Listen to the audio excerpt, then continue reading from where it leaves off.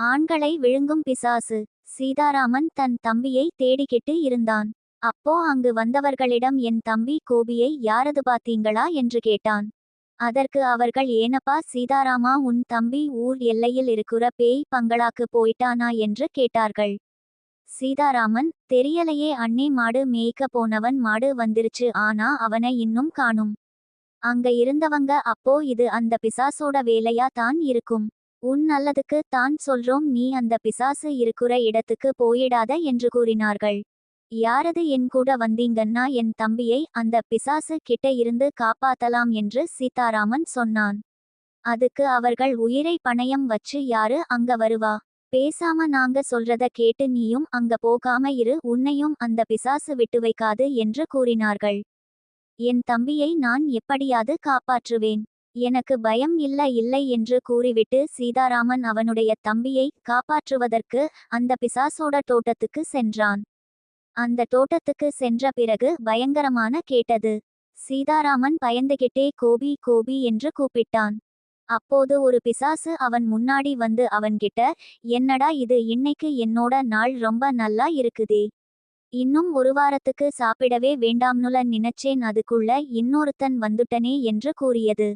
அப்போது சீதாராமன் அந்த பிசாசுகிட்ட என்ன என் தம்பியை முழுங்கிட்டியா மரியாதையா அவனை வெளியே விடு இல்லைன்னா உன்னை சாகடிச்சிருவேன் என்று சொன்னான். அதற்கு அந்த பிசாசு சிரிச்சுக்கிட்டே சாகடிக்க வந்தியா இல்ல சாக வந்தியா உன்னையும் முழுங்கிடுவேன் என்று கூறியது. நீயும் உன் தம்பி கூட ஒரு வாரம் என் வயிற்றுக்குள்ள இரு என்று சொல்லிக்கொண்டு சிரித்தது அந்த பிசாசு. மரியாதையா என் தம்பியை விட்டு விடு இல்லையென்றால் உன்னை சும்மா விடமாட்டேன் என்று சொல்லிக்கொண்டு சீதாராமன் ஊருக்குள்ள ஓடி வந்தான். வந்து எல்லாரும் வாங்க பிசாசு என் தம்பியை முழுங்கிருச்சு. எல்லாரும் அவனை காப்பாத்தலாம். எல்லாரும் என் கூட வாங்க என்று கூப்பிட்டான். அதுக்கு ஊர்க்காரங்க உன் கூட வந்தா அந்த பிசாசு எங்களையும் முழுங்கிரும் அதனால நாங்க சொல்றத கேளு நீயும் வீட்டுக்கு போயிரு. இல்லைனா அந்த பிசாசு உன்னையும் முழுங்கிரும் என்று கூறினார்கள். சீதாராமன் அவன் வீட்டுக்கு போய் அவனோட மனைவி கிட்ட என் தம்பிய பிசாசு முழுங்கிருச்சு. ஊர்ல யாரும் வர மாட்டேங்குறாங்க. நீ வீட்டுல இருக்கிற கற்பூரத்தை எடுத்து ஒரு பையில போட்டு குடு அப்படியே ஒரு கொள்ளிக்கட்டையும் தயார் பண்ணு என்று சொன்னான். அவனோட மனைவி உடனே என்ன ஊர்ல இருக்கிற யாரும் வரலன்னு சொல்லிட்டாங்களா? தம்பிய காப்பாத்த நானும் வாரேன் என்று கூறினாள்.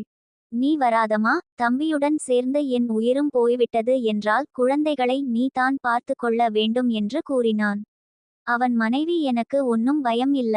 நானும் வரேன் அந்த பிசாச்சா ஒளிச்சு கட்டி நாம நம் தம்பிய கூட்டிட்டு வருவோம். சீதாராமனும் அவனோட மனைவியும் கற்பூரத்தை எடுத்து கொண்டு புறப்பட்டார்கள்.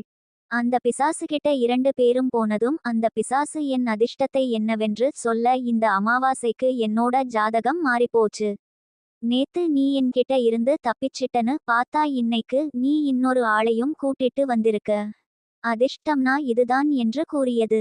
சீதாராமன் உடனே நான் அந்த பிசாசோட வயிற்றுக்குள்ள போறேன் என்று அவரோட மனைவி கிட்ட சொன்னார். என் தம்பியை வெளியே கொண்டு வருகிற வரை நீ ஜாக்கிரதையா இரு என்று சொன்னார். அப்புறம் இந்த பிசாசு கிட்ட பேச்சு கொடுத்துக்கிட்டே இரு என்றும் சொன்னார். அந்த பிசாசு சீதாராமன வாயை திறந்து முழுங்கிருச்சு. சீதாராமன் உள்ள உருண்டு தன் தம்பி இருந்த இடத்துக்கு போயிட்டார். தன் தம்பியையும் பார்த்துட்டார். தம்பியும் அண்ணன பார்த்து நாம எப்படி வெளியே போறது என்று கேட்டான். சீதாராமன் கவலைப்படாத தம்பி இந்த கற்பூரத்தையும் கொள்ளிக்கட்டையும் அதோட வயிற்றுக்குள்ள போட்டிரலாம். அப்போ அந்த பிசாசு வயிறு வெடிச்சு செத்திரும். நாம வெளியே போயிரலாம் என்று சொன்னார். அப்புறம் அவங்க அதே மாதிரி செஞ்சாங்க. பிசாசோட வயிறு எரிஞ்சு வெடிச்சிருச்சு. அவங்க 2 பேரும் வெளியே வந்துட்டாங்க. அந்த பிசாசு அடே என்னையே ஏமாத்திட்டீங்களா என்று சொல்லி வலியால துடிச்சு செத்து போய் விட்டது. சீதாராமன் அவன் மனைவியும் தம்பியும் கூட்டிட்டு ஊருக்கு போனான். அப்போது ஊர் மக்கள் எல்லாரும் சீதாராமனை பாராட்டி மன்னிப்பும் கேட்டாங்க. கருத்து: ஊருல யாருக்காது பிரச்சனை வந்த ஒற்றுமையா செயல்படணும். Web links